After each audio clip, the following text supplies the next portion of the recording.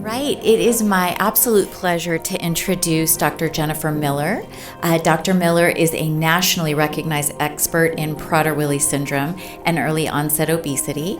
She is based at the University of Florida, which is my alma mater, and she leads both clinical care and research aimed at improving outcomes for children with genetic and rare endocrine conditions. And she'll be speaking today with Michael Tan, who is a registered dietitian and certified diabetes educator at the University of Florida. He specializes in pediatric obesity and Prader-Willi syndrome and has presented nationally and internationally on nutrition strategies for rare diseases. He also works closely with families navigating diabetes and metabolic challenges.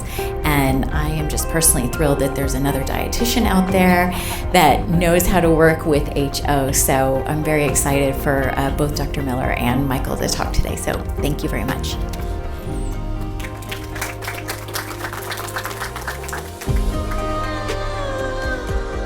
I kind of feel like she's more excited about Michael Tan than me, but you know, whatever. It's okay. I won't be offended. All of the patients love Michael Tan better too. So until he tells them no about things. Just because these are my disclosures. I have research funding from Soleno, Rhythm, Harmony, and Aardvark. I like the shirt. I feel like everyone has that shirt. And so today Mike and I are going to tag team it. I'm going to talk briefly about the causes of hypothalamic obesity, then he's going to talk about nutrition strategies, and then I'll come back and talk just a little bit about medications. You've already heard about some of the medications from Dr. McCormick. I'm just going to update just very briefly on a couple of things. So this is the normal system for how appetite and fullness is managed. It's very complicated, to say the least. And when the hypothalamus is damaged, what happens is, as Dr. McCormick said earlier, these signals from the gut to the brain can't get there correctly because there's not enough signals, or not enough, receptors, or the receptors are disconnected after a surgery or a brain tumor. And so thus the whole system can become messed up after a brain tumor or surgery or radiotherapy. So injury to the hypothalamic pituitary axis causes a lot of different problems, obviously. One of those is inflammation, and inflammation in the brain leads to impaired functions of the neurons that regulate metabolism, as well as appetite and satiety, change in temperature control, weight cycle, all the things. And so, but specifically talking about HO today, that inflammation disrupts the signals that the hypothalamus usually uses to give the body and brain the idea of when you're hungry and full. And so also hypothalamic damage can uncouple energy intake from energy expenditure. So typically we say calories in, calories out, right? You heard someone earlier today say it's not necessarily calories in, calories out when it comes to HO. And that is correct because it becomes uncoupled due to the damage to the hypothalamus. And so it's much easier, as most of you probably are aware, to gain weight after you've had damage to the hypothalamus. So this is just a picture developed by somebody in a lab who works with my mentor, Dr. Dan Driscoll. And this shows sort of why we think that the hyperphagia can start. And so hyperphagia, as you heard earlier, is a hunger that is uncontrollable, right? It's a very difficult thing to live with. Not everyone with HO has hyperphagia. Some people just have easier weight gain, right? And some people have easier weight gain plus hyperphagia, which is sort of compounding the problem. And we think the hyperphagia actually happens due to the damage to the hypothalamus resulting in these abnormal signals from the gut that then can't reach the brain because of the damage to the hypothalamus, and it just becomes this sort of vicious cycle. And so what happens is when the hypothalamus, that big green goober is the tumor in the middle. It looks like a booger to me, but whatever. And so you have the dysfunctional hypothalamus, and that then means that the signals of satiety from the gut to the brain can't reach their receptors, and so you get not enough insulin reaching the hypothalamus. And the hypothalamus wants to see these hormones of fullness from the gut to say stop eating. And when it can't get those signals because damage has been done, it says to the body, produce more insulin. So it tells the pancreas to start producing more insulin, because if you're eating, the brain wants to see insulin. It wants to see leptin. It wants to see the signals of satiety. And so when it can, it says, come on, let's do it. And so over time, your pancreas starts to put out more and more insulin in response to food. And then you get a higher insulin level in the body, and that then can block up, I always think of it as sort of physically blocking up the blood-brain barrier, which means that other signals of satiety can't get through, like GLP-1 or glucagon-like peptide, which is another satiety signal, or leptin, which is also a satiety signal that says you've got enough body fat, stop eating. So when those signals can't get to the hypothalamus, again, everything just kind of spirals, right? And those of you who have lived through this know that that's exactly what it is. It's a spiral that it starts out and it just goes shoo. And so over time, it leads to insulin resistance, leptin resistance, and obesity. And so what Mike and I have focused on for a lot of our time together is sweet taste, and how sweet taste really compounds this problem for people with HO. And so we know that sweet taste receptors on the tongue, play a role in appetite regulation for all of us, every single one of us. It's just compounded in people with HO. For sure. And so what it does is that the studies have found that there's that hypothalamic damage actually causes a heightened sweet taste preference. So people who have damage to the hypothalamus really crave sweets more than the rest of us. A lot of us crave sweets, but this is more intense. It's also associated, that sweet taste preference is associated with increased risk of obesity and weight gain over time. And over time, the lack of appropriate binding of the gut satiety hormones, like I just talked about, in the hypothalamus leads to desensitization of the hypothalamus and a reduced ability of even sugar itself to signal satiety in the brain. And so this leads to worsening increased hunger, worsening weight gain. And the problem is that high insulin, actually what insulin does is it brings glucose into the cells to be used for energy. And so that high insulin that's being released, because the brain is saying, come on, I need to see these signals of satiety, is starting to drop the blood sugar. And when your body feels your blood sugar start to drop, what do you want to do? You say, I need sugar. So you want to eat to bring your blood sugar back up. So we say no sweet taste on a regular basis. We don't say no sweet taste, period, but we say no sweet taste on a regular basis, because we don't want that desensitization to happen. We want the brain to still be sensitive to glucose and to be able to say, okay, like, I get it, we've eaten. But over time, the more sweet stuff that you consume in this condition, the more desensitized everything in your brain becomes. So all of us have what's called a first phase insulin response. And that insulin response is what happens when sweet taste hits your tongue, okay? So it could be gum, okay? It could be Diet Coke, or it could be cake, okay? It doesn't matter what the sweet taste is. The sweet taste on your tongue triggers insulin to be released from your pancreas. When you've got hypothalamic damage, again, your brain tells your pancreas to release more, because we're not seeing what we should see. We're not seeing the insulin we should see. And so that first phase insulin response is much higher in people who have hypothalamic damage, either due to HO or due to Prader-Willi syndrome. And the sweet taste receptors on the tongue are directly connected to the hypothalamus. And so again, sweet taste hits your tongue, signals the hypothalamus that you're consuming something sweet, and the hypothalamus says release insulin from the pancreas. And again, that excess insulin release is the problem and what drives everything, because that excess insulin release, as it starts to decrease your blood sugar, starts to drive the desire to have more sweet food, because you want to keep your glucose up. That's your natural sort of tendency physiologically in our body.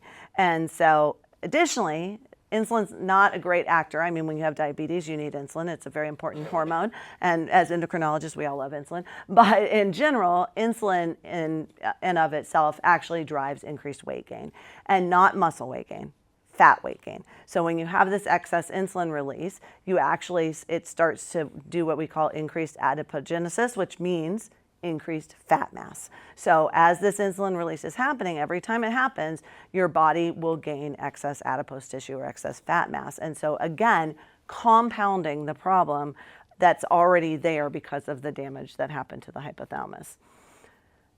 Additionally, when sweet taste is detected, the body starts to speed up digestion to try to deliver that sweet taste, which it thinks is going to be sugar, to the tissues that might need sugar as fast as possible. So it tries to get all those calories taken in from the early part of the intestine so that they don't have to go all the way through the intestine in order to be absorbed. It wants it to get in and get into the system as quickly as possible.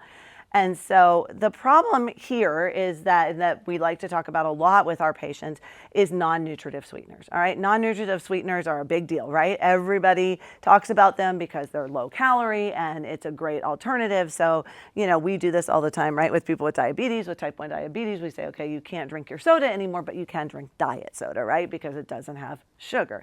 But for all of our kids, those non-nutritive sweeteners actually are even worse than sugar itself. And the reason is that they are not metabolically neutral. They're just not. They mess with the gut microbiome. They mess with the absorption of calories so that you start to absorb more calories from stuff that you're eating. So if you drink a Diet Coke, as somebody who's had hypothalamic damage from a craniopharyngioma or whatever, your blood sugar starts to drop. Your body is producing all this insulin, and you feel like, I have to eat something, I have to eat something, I have to eat something. And so then you eat a sandwich. Well, every calorie from that sandwich is then going to get absorbed through your gut. And so instead of like absorbing some of the calories, you absorb everything. Like it alters the way that you uptake calories in the body. And so while they're a useful alternative to reduce sugar intake, they are not good for the body in general, for any of us. Mike and I say this is really how all of us should eat. None of us should really be drinking diet sodas or anything with non-nutritive sweeteners, but really they're not health promoting and they're not metabolically neutral. And I say this because at the end of this, I'm going to talk about medications, and I just want to be very clear that any and all medications that we use for people with hypothalamic obesity are going to be more effective if we get rid of sweet taste in general on a regular basis. So again, this is that same diagram just showing you where along that pathway sweet taste can impact the system, which is everywhere, right? So sweet taste makes everything worse along this system and makes that cycle even more significant. When you add excess obesity or excess weight gain to this whole situation, which happens with HO, then unfortunately what happens is that you start to develop resistance to insulin and you have a high risk of developing type 2 diabetes. I'm mentioning this now because at the end, again, when I talk about drugs, Dr. McCormick had mentioned the drug that was just approved for Prader-Willi syndrome, which is called Vykat XR. I'm going to talk about why that may not be a great option in our kids, and that is because of this reason, because our kids do have an increased risk of insulin resistance and an increased risk of development of type 2 diabetes. Thank you, Dr. Miller. For all of those who don't know me, my name is Mike. I'm a dietitian, and I work with Dr. Miller. I've been with Dr. Miller since 2018 as a registered dietitian. So thank you, Dr. Miller. So basically what Dr. Miller said in a nutshell really kind of gives you the background and the rationale for why we recommend the nutrition guidelines that we recommend. And I will kind of go into more detail of what that means. So what we're going to cover today in terms of nutrition. So I really focus on 4 things: the quality of food, the quantity of food, so portion sizes and how much, how important variety is, and also balancing meals. I'll also talk about drinks and beverages, which are hugely important. Drinks is one of the most common topics we talk about. Convenience, I want to make sure that families understand that you do not have to be a 5-star chef. You do not have to be super comfortable in the kitchen. I understand convenience is a huge advantage, and it is okay if you don't love to cook. And family responsibilities. So everyone in the family plays a role, whether it's grandparents, babysitters, parents, brothers, sisters, everyone has a role here. Before I go a little bit more into this, I do want to say, of course, food is hard. Food is different than medicine, right? Food is very emotional. Food is very personal. So it almost feels like when I ask people to make changes, a lot of people feel like they're personally attacked. A lot of people, it almost feels like I'm telling telling you who to hang out with or what shows you can watch or what music or what music you can listen to. Food is very personal, which makes it really hard. It's different than telling somebody to take, a hormone replacement or take a medicine. Me asking someone to make changes to what they eat and drink. It can be very, very hard, and I do understand it is very personal for everybody. Okay, so quality food. Of course, high quality food this one's obvious. We want to focus on three main things. So protein, complex carbohydrates, and non-starchy vegetables. So carbs are not bad. I'll go into a little bit more of this. You do not have to avoid carbs. You can eat carbs, but of course the amount of carbs is important and the type of carbs are also important. It is very, very easy to have too many carbs. So like I tell everybody, again, I don't want to demonize carbs. They're okay to have, but it is extremely easy to have too much, right? So spaghetti with garlic bread is a classic example of a common food that we eat, whether it's pasta or rice or bread or potatoes. They're okay to eat, but we need to kind of minimize how much we eat. You don't have to do a low carb or keto. I'm not asking anyone to do that. But I want people to think of carbs as a side item, not the entree.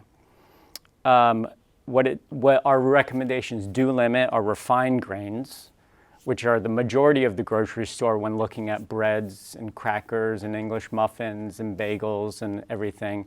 Most of the grains in the grocery store are refined. We do want to limit those. Number one, because they're not great for us, but number two, they don't provide any sort of satiety. They're not filling at all. So white flour, white bread, white rice, etc. Now, I do not include white potatoes into that. Just generally speaking, a lot of people clump potatoes into the same category as refined grains. To me, that's not accurate at all. Potatoes are not a refined grain. I do think potatoes are okay. Excessive added sugar, this one's obvious that we want to limit. Sweet treats and other sweet tasting foods. And this is kind of one of the most important parachute kind of big picture things that we want to get across today is no sugar substitutes, no sweeteners. So Dr. Miller was saying no sweet taste. We haven't really said like no sugar, it's sweet taste. And the reason being, I'll get into it later, I think it's the next slide. Anyway, you can take a picture of this too if you want. These are just examples of different types of sweeteners. The most common ones that I've seen are the ones that I bolded, so those are the ones you'll most likely see more often than not. But going back to what I said a minute ago, there are foods with a little bit of sugar in it, that's okay. The examples that I give is tomato sauce. Tomato sauce does have some sugar in it. If you look on the back of your normal tomato sauce, it will have 1 or 2, maybe even 3 grams of sugar in it. But to me, tomato sauce is not a sweet tasting food. Tomato sauce would be okay. The other example, of course, is Diet Coke or Crystal Light or sugar-free Jell-O or Gatorade Zero. They have 0 sugar, but that's something we definitely do not recommend because it tastes sweet. So that's why we say sweet tasting. We're not necessarily saying sugar.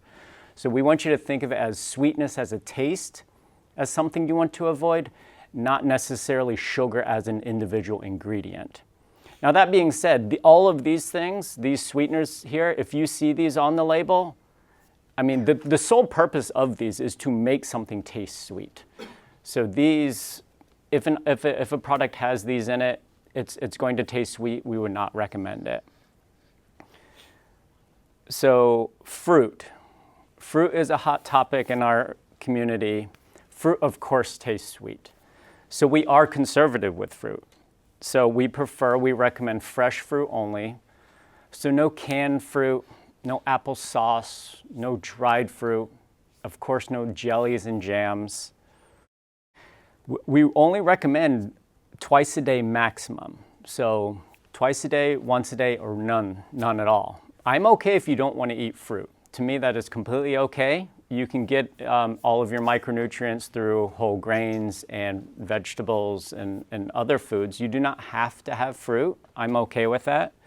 But if you want to have fruit, twice a day max. So portion sizes, we do recommend smaller portion sizes than what most people are used to. I think I have some examples on here. But generally what we say for fruit portions is kind of whatever fits flat in the palm of your hand. So if I had some grapes, I'd probably a serving size of grapes would probably only be about 5 or 6 or maybe 7 grapes. Not many. A lot of people think of grapes as like a bowl of grapes. That is way too much. So if I had 6 grapes in the morning and 6 grapes in the afternoon, that's 2 servings of fruit for me. If it was a banana, I like to say the length of your pointer finger. So a portion of banana for me would be this much. So we're used to eating a bit like a full banana. That alone would be at least 2 servings for most people.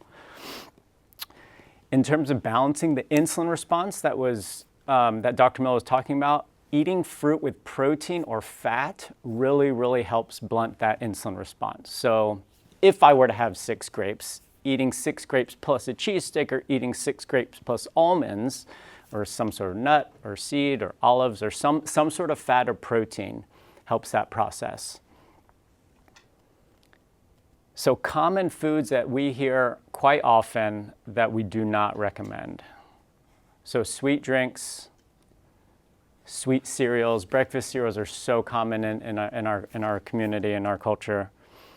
Bars, so any sort of bar, whether it's a protein bar, cereal bar, granola bar, processed fruit. So I went over that a little bit earlier, but any sort of dried fruit, freeze-dried fruit, applesauce, canned fruit, the little plastic fruit cups that are very common, we would not recommend that.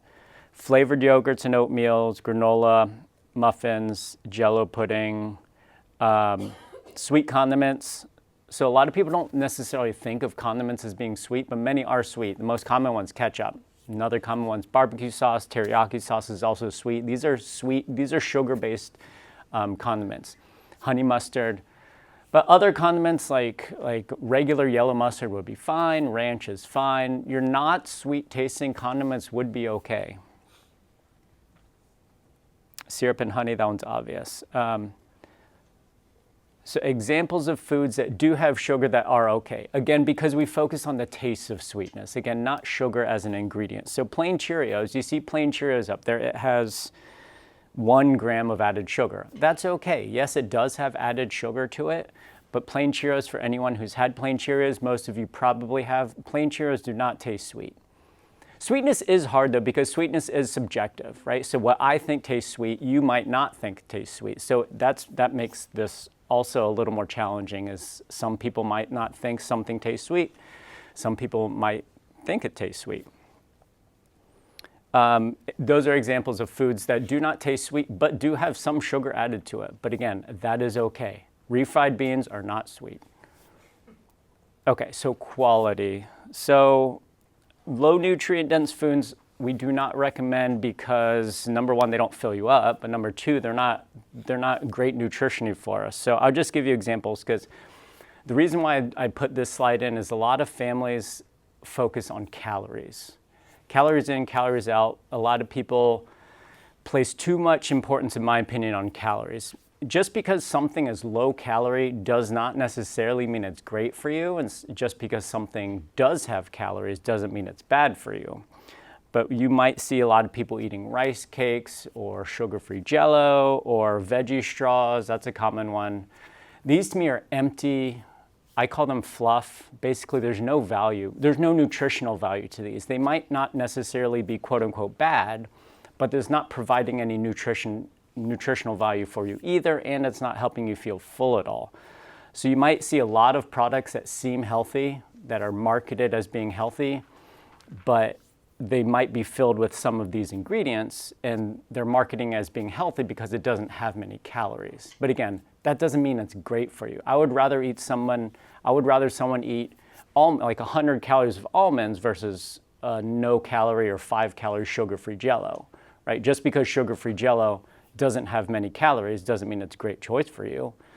Versus almonds, yes, almonds are pretty calorie dense, but there's a lot of nutritional value there. There's protein, there's unsaturated fat, there's fiber, etc. So be careful of these types of foods. So whenever you buy grains, look for 100% whole grain. That word whole is important. The word wheat means nothing. This is a pet peeve of me for me as a dietitian. People say they eat wheat bread. That doesn't mean anything. All bread is made from wheat. So look for the word whole, and preferably 100% whole.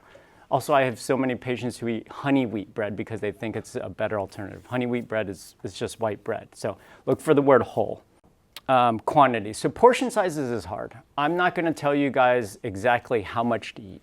I'm not going to ask you to measure anything. I'm not going to ask you to weigh anything. Portion sizes are very, very variable among every single person in this room, and even day to day for the same person in this room. Portion sizes change. The most important thing is that you're gaining weight appropriately and that you're growing how you should be growing. I know a lot of people ask for specific portions, but please, in my opinion, it's not terribly important. Not that it's not important, but you don't need to measure. There's not a lot of value in measuring how much you're actually eating. And this will make more sense when I go through a couple other slides on how I want your plate to look. Okay, so snacks.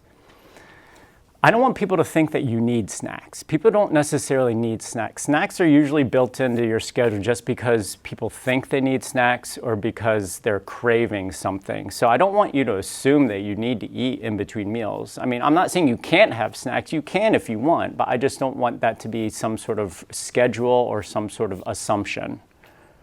And if your child is easily distracted, they're probably not truly hungry. So I would recommend distraction as kind of the first step, because if they are happily distracted doing something else, then they really don't need a snack. They probably are just having a craving, which we all have. We all have cravings, but that's not true hunger. If giving a snack, the default snack would be a light snack, so something like carrots and hummus or celery or cucumbers or peppers or tomatoes, something light. And carbs. Carbs are okay to give as a snack, but I don't want carbs to be the only part of the snack. So just like we want to balance fruit with protein or fat, we also want to balance carbs with protein or fat. So if you're giving a whole grain cracker, give it with some cheese or some peanut butter or something like that. Sorry to interrupt. Yes. Peanut butter would be non-sweet tasting, right? That's a great question. Yes, most peanut butters are sweetened, so if you can find one that is not sweetened, that would be preferred. You can find them. They're a little harder to find, but they're there. You just have to look a little closer. But yes, your typical peanut butters are going to be sweetened, yeah. So you'd stay away from the ones with sugar and just do the... Yeah, just find ones if you look at the ingredients that is just peanuts and oil and salt, or it might just say peanuts, yeah. Okay, so your meal. So focus on protein. You've probably heard that a lot. I mean, you're not hearing that for the first time. But it is easy to forget. So focus on some sort of protein. At the lunch we had, it was perfect. There was salmon and there was steak. And then for carbs, I want two sources of fiber. So I want a starchy source of fiber and a non-starchy source of fiber. So at the lunch was a perfect example. So we had, for the non-starchy source of fiber, we had green beans and salad. So it was perfect. And then the starchy source of fiber was the brown rice. However, the way I want your plate to look, again, so I want the carbs to be the side item. So the rice on the plate should have been the smallest thing on the plate. The biggest thing on the plate should have been the salad and the green beans. So no carb free. Again, you do not have to do keto. I don't want people to do keto. I don't like keto. I don't want you to do low carb or anything like that. I want some carbs there. So a little bit of brown rice is fine. Yes, do you have a question? Yep. So for a lot of us, and a lot of us feels like cold things, you know what I mean? Like cold foods. So I just sweeteners a lot. If I do how did that fit in nutrition line? So the question's smoothies? Yeah, like for protein, like putting protein powder and a new sort of vegetables. Does that count as a meal or? So that's a very good question. So what do you think I would say? So based on what I've said so far, what do you think my feedback would be? That's okay. So fruit. So yes, you can have fruit. That is okay, but fruit is very, very limited. Okay, so I would only recommend a tiny, tiny bit of fruit in that. Protein's fine. I generally don't recommend protein powders though, just because most protein powders are sweetened. If protein powders aren't sweetened, they would taste gross. So most protein powders are sweetened. Adding vegetables is a good idea. But something I haven't mentioned is drinking food. If you're drinking your meal, it's not as satisfying. So if you were to deconstruct that smoothie and just eat it instead of drink it, you would feel more full. So while smoothie is kind of okay, I generally don't recommend them. Number one, because they're sweet.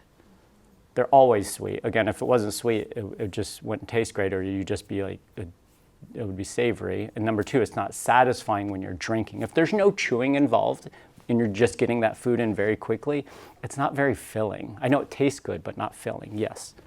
I don't interrupt you too much in your thing, but so I noticed with Sarah Rose, her body runs warm, it runs hot, and I think that's why she loves smoothies or acai bowls. Literally, that's all she wants. And I think it's because her body runs warm, and I've talked to other parents, their kids really like acai bowls or smoothies. And I don't know what. Not so super sugary. Yeah, I was going to say, I think it's because they're sweet, right? I mean, No, it's the cold. It's literally. I'm sure the cold helps, Right. but the sweetness and sugar also helps. right. So you could drink tomato juice, for example, that cold tomato juice, that would be okay, right, Mike? Yeah. We're not looking at natural sugars, like, fentanyl. Like what? Are naturally sweet, and I was surprised to like fruit and invented yogurt instead of cookies butter. Not yield. Yeah, if you have HO, it doesn't matter if it's natural sugar or not natural sugar, fake, artificial, whatever. It doesn't matter if it's stevia or monk fruit or real sugar or honey or brown sugar, white sugar, or fake sugar. It does not matter. It does not. It will still elicit that same insulin response. So anything that tastes sweet, I would highly recommend limiting that extremely, being very conservative, even if it's fruit. I know fruit generally sounds healthy, but yes, fruit is still sweet, whether it's in a smoothie or whether you're eating it, drinking it, whatever. I would highly recommend not doing that, yeah, as much as possible. I know, again, every family's different. You do you. You do what you think works best for you. This is what in my opinion works best for everybody, as if you can not deviate from this as much as possible, then to me that would set you up for success. Yeah, but a very good question. So no carb-free meals, no carb-heavy meals. Again, carbs is hard. I'm not demonizing carbs, but also I don't want you eating spaghetti and garlic bread either. So fats are important. Fats are not necessarily a bad thing. Fats do help the feeling of satiety. I prefer unsaturated fats, so fats that come from avocado or nuts or fish or olives, things like that. To me, I have my own mental checklist on what I think would be a balanced meal. To me, these are the 4 kind of things that I would like to check off mentally when talking about a balanced meal. So again, protein, non-starchy vegetable, and some sort of complex carb. Where that complex carb is a good type of carb, meaning it's a whole grain or like a starchy vegetable or a bean or a legume or something. And also that carb is the smallest thing on the plate. Going back to the portion size thing. So again, I'm not asking you to measure or weigh anything, but to me, what I think is helpful is relative portions. You see on there, next to carbohydrate, you see a third of the meal. So, the other 2/3 of the meal should not be carbs. It should be mostly non-starchy vegetables and a good amount of protein as well. So relative portions. So how those things on the plate, how big they are relative to each other, not necessarily measuring out 1 cup or half a cup or whatever. Oh, sorry. One question. Not to get too specific, but on unsweetened drinks, you have LaCroix on there.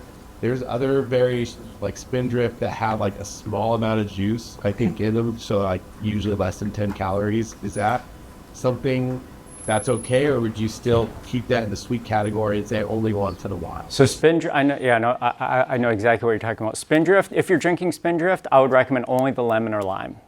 They have lemon, they have lime, and they have lemon lime, and they have lemon. They have a lime mint.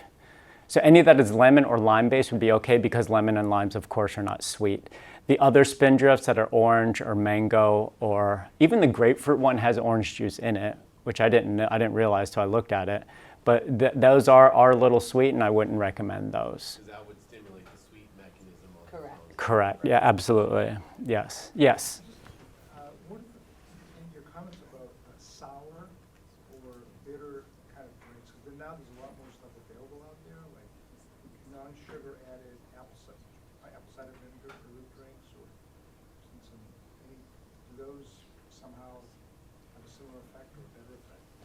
If it is unsweetened, I'm completely okay with it. If there's no non-nutritive sweetener and no sugar in it, I'm okay with that. Yeah, there's new products that come out all the time. It's hard to keep up, but yeah, if it is completely unsweetened, it is okay.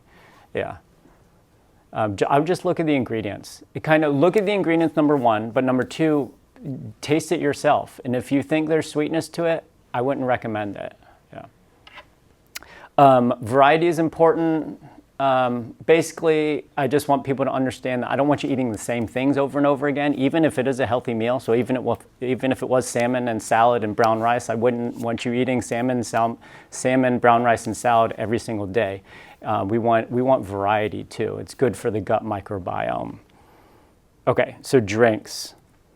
So drinks are hard because not everyone likes water, and I understand that. I'm not trying to be the fun police, but water's the best. I don't like water myself, but I drink the LaCroix and the seltzer waters up there. It is an acquired taste for those of you who haven't had them or only had them once or twice. It's an acquired taste. Most people don't like them at first. But all of those are just examples of other types of drinks, if you don't like plain water, that you can drink that are unsweetened. So unsweetened is the key word. Don't fall into the trap of falling for 0 calorie or diet or whatever. Like I wrote there, beware of clever marketing like no sugar added, no artificial sweetener, sugar-free. So be careful of those. Just because it says sugar-free or no added sugar doesn't mean it's unsweetened. So just different drink options. These are just examples of meals. This is not a meal plan. You do not need to follow this. I just wanted to put some ideas up for people that you can still have good tasting food. It's just we're trying our best to limit and be as conservative as possible with anything that tastes sweet, even if it is fruit or fruit-based. You notice for every lunch and dinner, there's a protein, vegetable, a non-starchy vegetable, and some sort of a complex carb. If it is a starchy vegetable, like you see the peas there, peas would count as the carb. If it's a starchy vegetable like peas, that counts as the carb. But you always see a non-starchy vegetable, complex carb, and protein. So convenience. Again, you do not have to be a 5-star chef. I just wanted to put some easy, convenient foods for people who, again, I know not everyone likes to cook. I don't like to cook all the time either. But there's minute quinoa here. There's canned black beans. There's steamed mid-bag broccoli. There's whole grain bread. Obviously, is not something you need to cook. There's certain brands on there that I found that I like. The Triscuits are just a good whole grain cracker if you're looking for a cracker. And just examples of meals where you don't have to cook. It's okay to have these meals. I know some of these meals are weird, but you wouldn't really think of them. But nobody's judging you. These are okay to give. I've given these to my daughters before too. So you don't have to cook. Snacks. These are just snack examples. Yes? Does sequence matter during the meal? Is it just to have this fruit last that you are having to starting?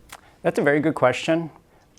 There's probably some advantage to it. I don't think it's any sort of significant advantage to eating the carbs or fruit last. I just think just having at the same meal would be the most helpful. Yeah, but that's a good question. I don't know of any clear literature on that, but just making sure it's part of that meal. So yeah, different snack examples. Of course, you see nothing that tastes sweet here. Most of these examples here either are a good source of protein and or fiber. The top 10 most common nutrition recommendations that I make when I meet with families. This is just something that I kind of gathered myself. So adding vegetables, of course. The right types of carbs. So again, try not to do white flour, white pasta, white bread. You know, we want good higher fiber carbohydrates. So sweet condiments, ketchup, barbecue sauce, etc. Adding protein. Decreasing or increasing carbs. Some people go too low. I've already said many times I don't want keto, but of course it is very easy to have too many carbs. Removing processed fruit, number 5. Number 4, stopping bars. Bars are so convenient and they taste really good. They taste really good because they're sweet. So convenience and sweetness, but yeah, bars are very, very common.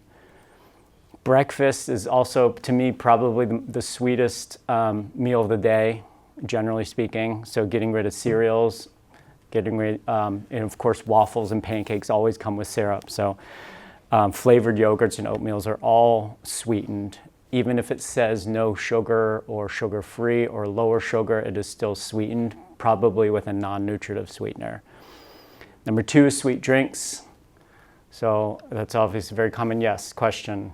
So by avoiding the sweet foods, is the hope that over time your craving for those would get less? Or does that stay consistent regardless? No. Well, Dr. Miller, you want to answer that? Yeah, so yes, exactly that. Is that, you know, you have to sort of detox, right? I mean, but after about 2 weeks of not eating sweet tasting things, yeah, you won't crave them at all, because having this balanced meal, like Mr. Mike was talking about, it helps balance that insulin response so that you don't get that big insulin response and you don't start to drop your blood sugar and crave sweets. So yeah, it stops the cravings. Another question was, as someone who has hypothalamic obesity, I definitely find that even if I'm trying to avoid certain foods, that what's helpful for me is, sure, you can do distraction and whatever else, but that having some sort of alternative is also helpful. Not necessarily the zero sugar thing, Right. but some, you know, whether it's a vegetable or something. Correct. Because it's a lot easier said than done to just go to not eat something. Yes, correct. So having something else, and so I was wondering if you guys had any other suggestions for alternatives or other things to eat when you're craving sweet or high carb foods. So usually vegetables are what we recommend the most, you know, and we say if you yourself, you know, say, I don't want that, then you know you're having a craving and you're not truly hungry, right? And so that's one of the ways that we tell people, like, if you're craving something and you're like, I really want that apple, and your mom says, here, some celery, and you say, no, thank you, I don't want that, you're not actually hungry, right? If you were hungry, you would eat it. Hypothalamic obesity, when you're like, have trouble functioning with other tasks. Right. When you can't get past those, like. Right. So vegetables are a great alternative, you know, or any of the snacks that Mike put up there are really good alternatives as well. You know, so you could do pickles, or you could do olives, or you could do, you know, any of those snacks that have seeds or nuts or something like that.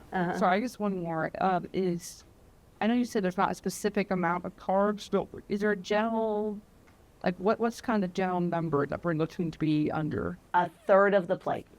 No, but I meant there's no number. No, I mean, especially since everyone's different, right? And even for yourself, you know, your body might need a little more carbs one day and a little less carbs, a little more one day, a little less than the other day. So, I mean, in counting is just, it's tedious. There's not a whole lot of benefit to actually counting carbs. Just generally speaking, just try to make it the smallest thing on your plate. Does that make sense? And these, I was just going to say, these are the snack options. I went back to that slide. If again, you do have those cravings, because everyone has the cravings, but these are just different, likely better options. You know, we know that food is a major focus, right? And one of the reasons that we do it the way we do it is to try to remove the focus on food as much as possible, right? When you're measuring and weighing and all that stuff, there's even more focus on food, right? And so we're trying to take away some of that focus to let you, you know, we know it's there, but we're trying to remove as much of it as possible so that, you know, to give you a little peace in life, you know? Any guess on what number 1 is or will be? No applesauce. No. That would fall, that's number 4, that would be 5. Drink water. That's a good guess. No. Reduce fruit. I say this all the time, you're eating too much fruit. I mean, again, I don't want to demonize fruit. I don't want you leaving here. I don't want everyone leaving here spreading rumors about me saying the dietitian told me that fruit is bad for you. I'm not saying that, but yeah, it is sweet. It does have sugar, and it has no protein, and it can spike your blood sugar and will make your body release a lot of insulin. So please don't go crazy with fruit, okay? And please balance fruit with protein or fat. Yes, in the back. What's your top recommendation on milk? Because it's a hidden source of sugar, and obviously there's always alternative milks on the market. Milk or milk beverage? That's a very good question. If the milk is unsweetened, completely fine. So your regular dairy cow milk, completely okay. Chocolate milk, not okay. Right. Also, a lot of the alternative milks, like almond milk and soy milk, are sweetened. So if you're going to do those, that's fine, but buy the unsweetened version. Yes. I saw 2 other questions. Yes. Oh, yeah. In one of the early slides, you said something like sweet, sometimes. I know you, similar to like, how many grams or whatever, you're not going to tell us, but like in general, like 2 times a week. No, that's way too much. 2 times meaning like, okay, slight. Other than fruit, no, not never, because if you make something forbidden, what happens? You crave it, right? So not never, but other than fruit, we're not including fruit in that, but like real sweet tasting stuff. Cookie. Yeah. So like once a week. No. So can you balance that with protein? You should balance You it with should. protein. If you did have a brownie or a cupcake or cookie or something, yes, try to eat it as part of a meal. Now to give you, if you wanted a number, because people ask for numbers, we'd say 5 times a year. A year. So again, for sweet tasting like stuff. real like cookie, real real cake, stuff. real candy.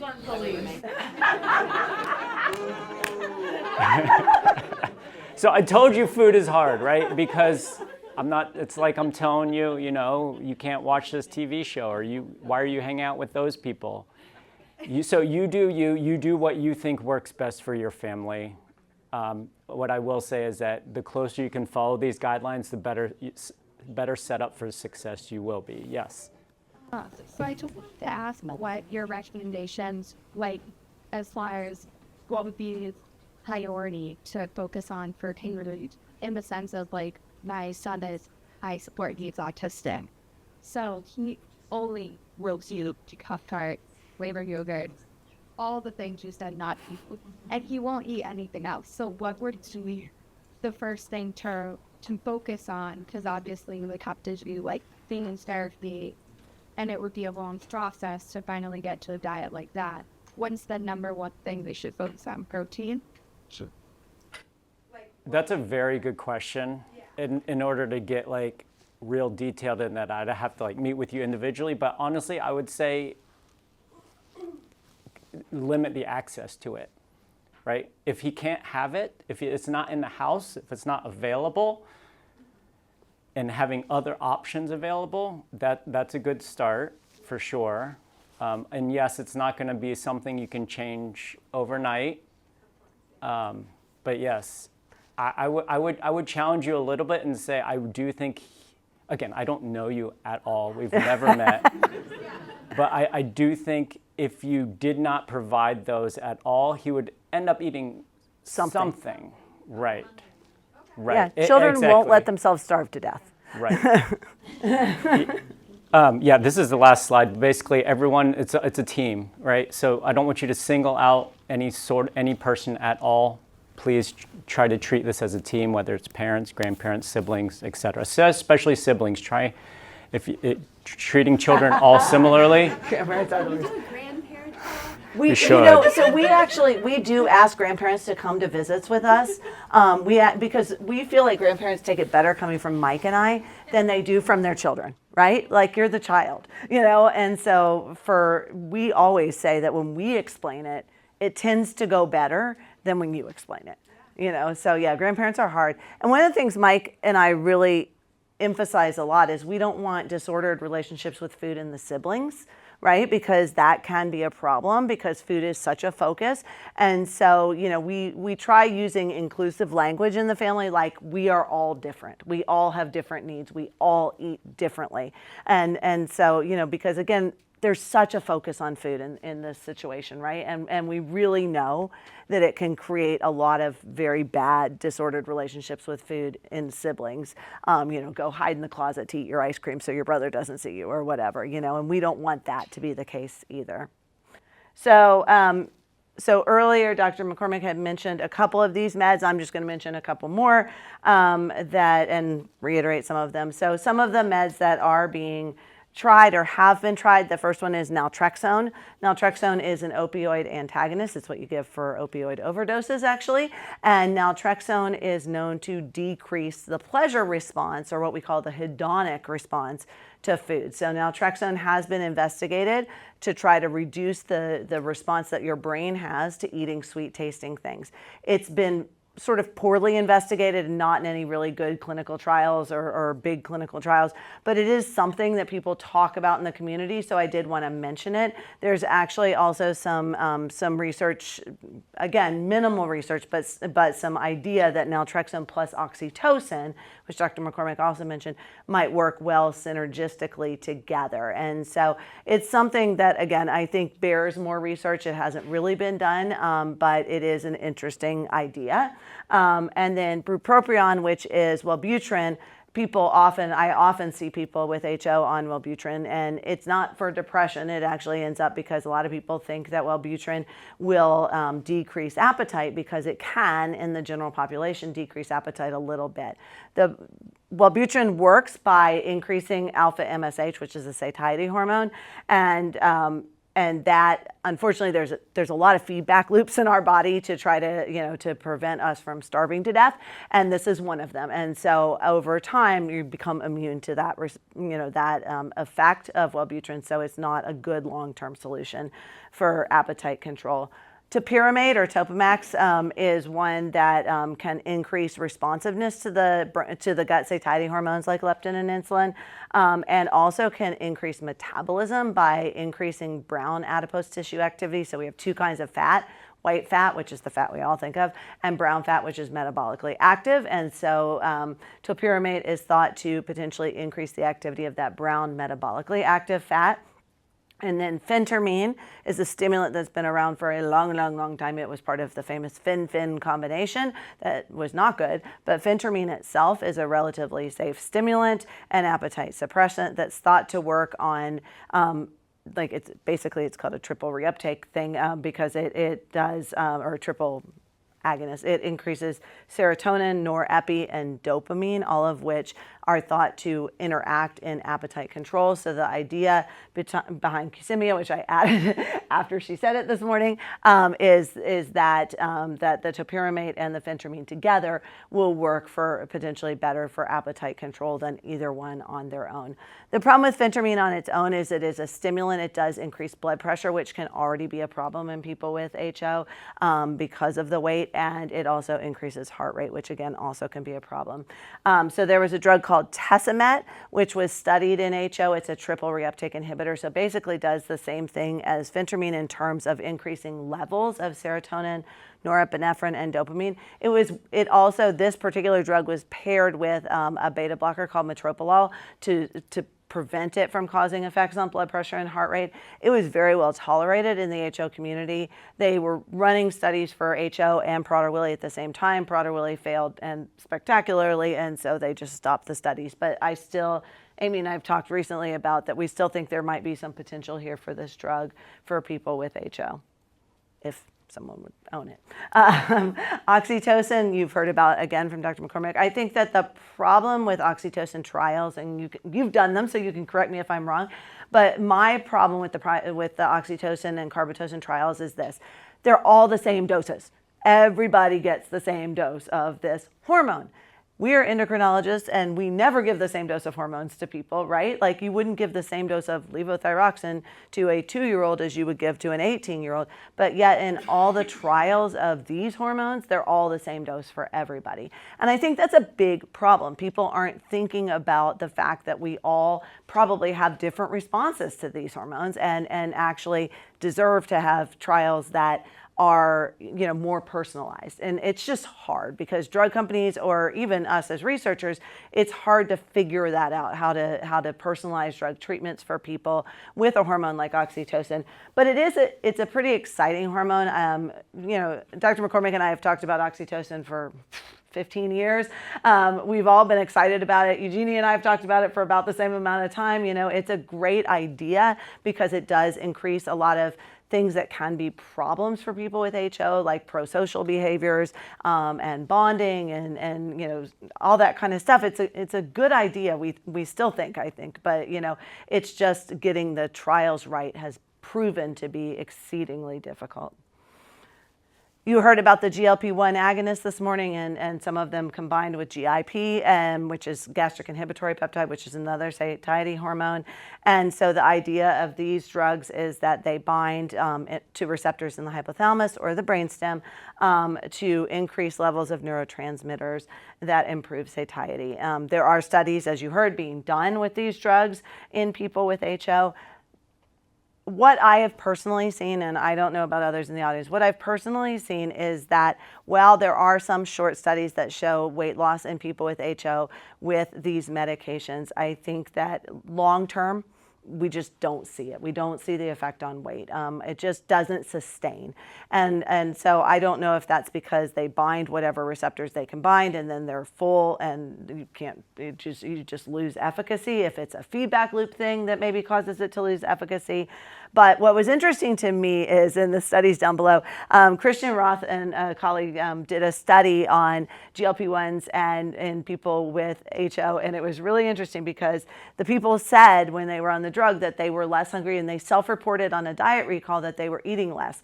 Yet when they gave them access to a full access buffet, both before and after the medicine, they ate the exact same amount. So it makes you maybe feel psychologically like you're eating less. And it was an interesting study. I thought that they all self-reported that they were eating less, but when given access to eat more, they did eat more. Okay, so this is the DCCR that Dr. McCormick mentioned today. This is the drug that was just recently FDA approved for Prader-Willi syndrome. It's a great drug for Prader-Willi. It works really, really well to decrease hunger, hyperphagia, and it decreases also in that population anxiety, skin picking, repetitiveness, compulsiveness, all things that can be problems for our kids with HO. Except for it works by reducing insulin release from the pancreas. And when you've got HO, you become insulin resistant pretty quickly after your body starts to make that excessive insulin response. And so this drug would actually most likely cause type 2 diabetes in most of our patients with HO, unfortunately. There were some studies of this drug in HO a while back that looked at metformin plus this drug to see if there would be efficacy. And there was, in the short term, apparent efficacy, but again, people got type 2 diabetes. And so it's a trade-off. Do you want diabetes? I mean, and we don't know once that happens, is the drug still going to be efficacious? Is it not? We don't know. So it's, again, for that particular population that's very insulin sensitive, it's a very good drug. I think, honestly, if we were going to try this in HO, it would have to be probably almost immediately after surgery to stop that insulin response from ever starting, you know, so that we would give it like immediately post-op and prevent that hyperinsulin response from ever really being an issue.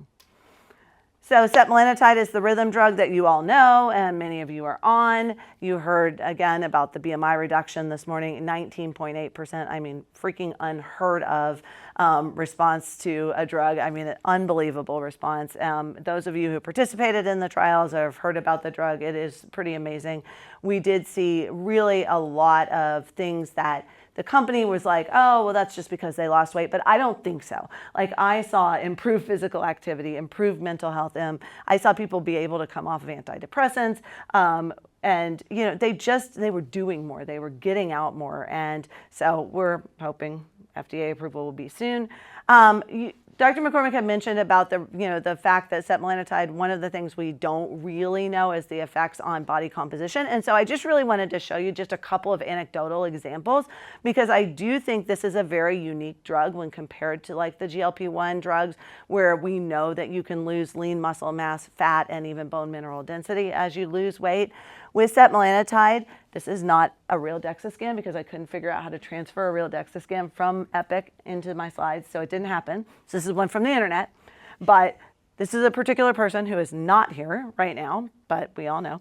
And when he started pre-setmelanotide, his lean muscle mass was of his total body, like it's measured in kilograms. And so his lean muscle mass was about 53 kilograms, fat mass about 38 kilograms, and bone mineral density was 50 percentile for age. What you can see here in this slide is that after a year on setmelanotide, body fat mass was only 14 kilograms. I mean, really reduced, and look at the lean muscle mass. Lean muscle mass went up to 76 kilograms. So it's a very unique drug. And I'll show you in just a second. You can see some pictures of that, and those of you who have experienced it know this to be true. It's unique in how it causes weight loss and in the efficacy of the weight loss.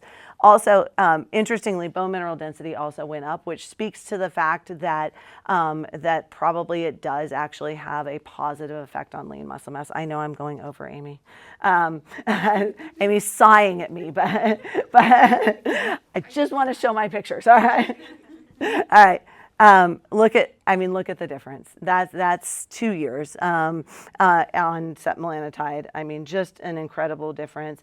So Olivia, I mean, and you can see, I like this picture just because she's wearing these little shorty shorts, and you can really see like that she doesn't have hanging skin. She doesn't have a lot of excess body fat. She lost weight, but it wasn't like you see people who are on the GLP-1s, not necessarily with HO, but just people, right? And what do you see? I mean, they all have hanging skin and the bat wings, and, and that's not what we see with this drug. And I find that to be a really remarkable situation. This is my favorite. Dr. Meeker from Rhythm uses my slide all the time because this is my kid. It's Travis. I was with him on the day of his surgery when he was 3 years old. It was 9/11. It was a very terrible memory for both of us. But when I started treating him at 3. You can see here the data starts on this slide at about, he was about, 10 or so at the time. I treated him with everything known to man that I had access to during the times that I was treating him. And you can see that everything from this slide, his BMI was really elevated. His BMI was started above 30, less than 30 is normal. And you can see little dips down in his BMI as I treated him with a variety of different medications, but nothing held. He regained that weight. So things would hold for 3 to 6 months, and then he would regain the weight. And then he enrolled in the phase 2 setmelanotide trial in 2021. And you can see, look what happened. His BMI went from 50 this is 4 years, went from 50 to 24.7. So totally normal. And he lost 149.8 pounds. He's stable at this weight. He's stable at this BMI. He's a college counselor now and living his life. And it's really fun to see the long-term efficacy. Yes, ma'am. Did he also modify his diet? He was my patient, so his diet was modified from the beginning. And he tells people, I don't know if any of you have been there. Marcy, were you there when you were there one time when he said this, right? He said, Dr. Miller's a Nazi about my food. He's like, I always listen. So it wasn't just food, right? I mean, there's other things, obviously. The metabolism plays a big role, and that's one of the things, yes. You get darker skin, for sure. That's the biggest side effect, is skin darkening. Other side effects, you can get some injection site reactions. Nausea, vomiting is the most common side effect when you first start it, so hence the start low and go slow. And anything else? Oh, diarrhea. Oh, I didn't see diarrhea, but okay, diarrhea. All right, maybe I did see diarrhea and didn't write it down. No, maybe I wrote it down. I wrote it down, of course I wrote it down. And then lastly, I wanted to talk about a new drug on the market that's coming to trials. It's from a company called Aardvark, and the drug is ARD-101. So this speaks to someone's question earlier about bitter taste. So this particular drug is a bitter taste receptor agonist. So it's going to activate the bitter taste receptors on the tongue and in the gut, specifically in the gut.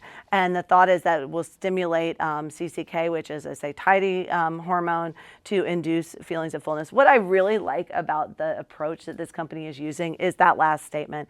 They're targeting hunger, the feeling of hunger, which is a physical discomfort, versus appetite. Appetite is a normal physiologic drive. We all have to have an appetite. We don't want to lose our appetite. We have to have an appetite. We have to eat, right, to survive. We have to nourish our bodies. And I just thought it was a really interesting concept to distinguish those two things, hunger from appetite. I thought that was really, I really like that. Lastly, registry. Every single one of you should do on the registry, please. That's my goal. Homework for y'all, and I'm done. All right, sorry. I went over by 4 minutes.